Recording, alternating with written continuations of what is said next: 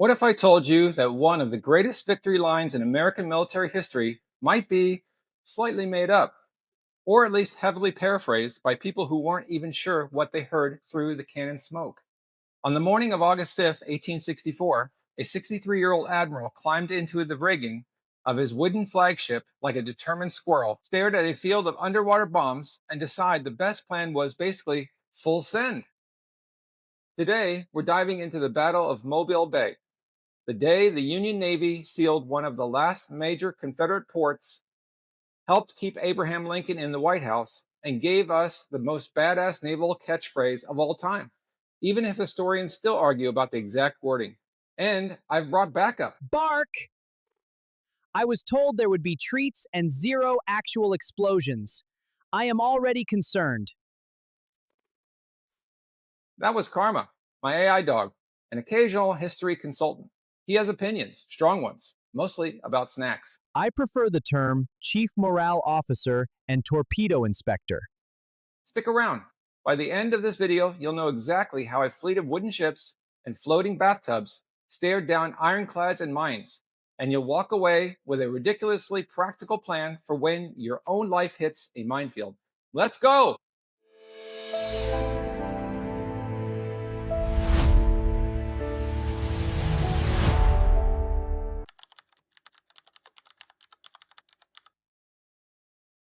By the summer of 1864, the Confederacy was running out of doors. The Anaconda Plan had mostly worked. New Orleans was gone, the Mississippi was the Union. But Mobile, Alabama still offered a deep-water Gulf port that blockade runners loved. Cotton out, guns and medicine in.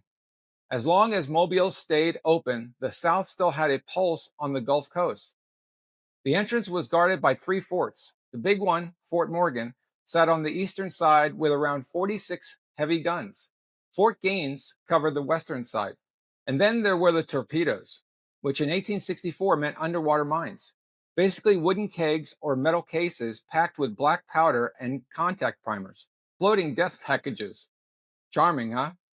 Inside the bay waited Admiral Franklin Buchanan and his pride and joy, the ironclad CSS Tennessee. Buchanan had already commanded the Virginia, which was the old Merrimack, at Hampton Roads.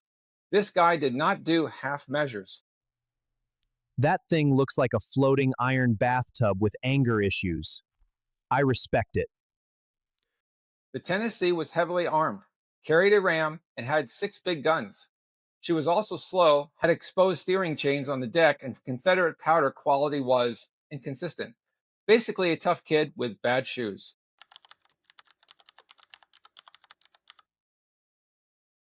Enter Rear Admiral David Glasgow Farragut, 63 years old, already a legend, and apparently not a big drinker on battle mornings. The night before the attack, an officer suggested giving the sailors a little grog to steady their nerves. Farragut said no. Instead, he ordered 2 good cups of coffee per man at 2 a.m. and promised they'd be eating breakfast inside Mobile Bay. That's confidence, or caffeine-fueled denial, you decide. He lashed his wooden ships together in pairs, bigger ships protecting the smaller ones, and put 4 monitors on the side closest to Fort Morgan. The plan was simple. Run the channel on the flood tide, use the breeze to blow smoke into the Confederate gunners' faces, and hope that mines were feeling lazy that day. 2 cups of coffee at 2 a.m.? That's not a battle plan. That's a crime against sleep. I support it. Farragut also climbed into the rigging of the Hartford so he could see over the smoke.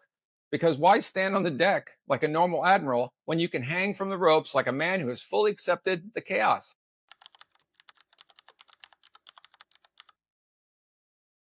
Around 6 a.m., the fleet moved.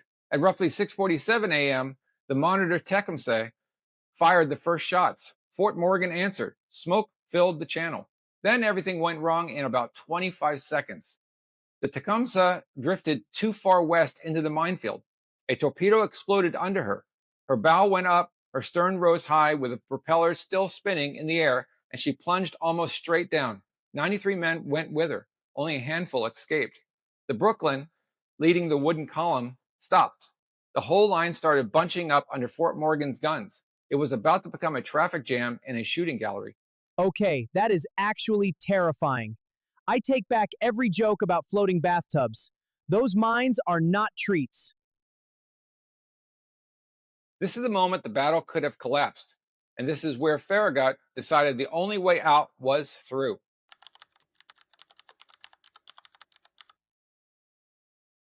Farragut ordered the Hartford to swing past the Brooklyn and head straight into the suspected minefield. What did he actually say? Here's where it gets fun for the comment section. Some versions have him shouting, "Damn the torpedoes, full speed ahead." Others record, "Damn the torpedoes, 4 bells, Captain Drayton, Joet, full speed." One sailor later claimed he just kept on yelling, go ahead," while waving his hands. Farragut himself never really claimed the glamorous version in his official report. So, did the greatest catchphrase in American history get improved in the retelling? Or did the smoke and noise just make every version true in its own way? Drop your take in the comments. I'm genuinely curious about that. I vote for the version where he also says, "And someone get me another coffee." That feels accurate. As the Hartford pushed into the minefield, sailors later said they heard the cases of torpedoes bumping and scraping the hull and the primers snapping. Most of them just didn't explode. Salt water and time had done Farragut a favor.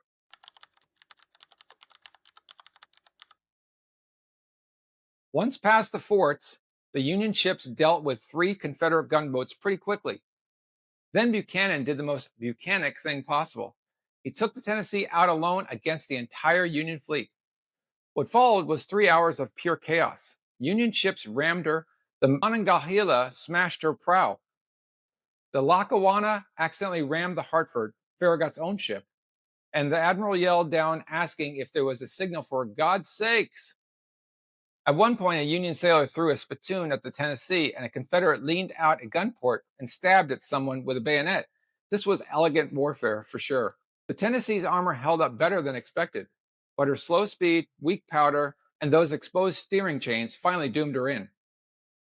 Buchanan was badly wounded in the leg. Around 10 a.m., the white flag went up. So the floating bathtub went down swinging. Respect.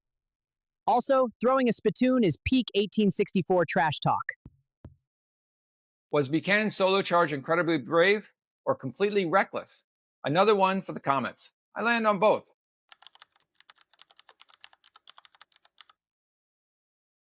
Fort Gaines surrendered a few days later. Fort Morgan held out until August 23rd. Mobile Bay was closed.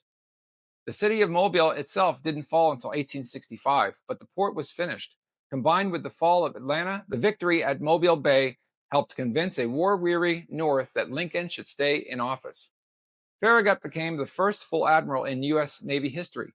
The Tennessee was repaired and actually served in the Union Navy afterwards. History has a sense of humor. They captured the angry bathtub and put it on their own team. Classic.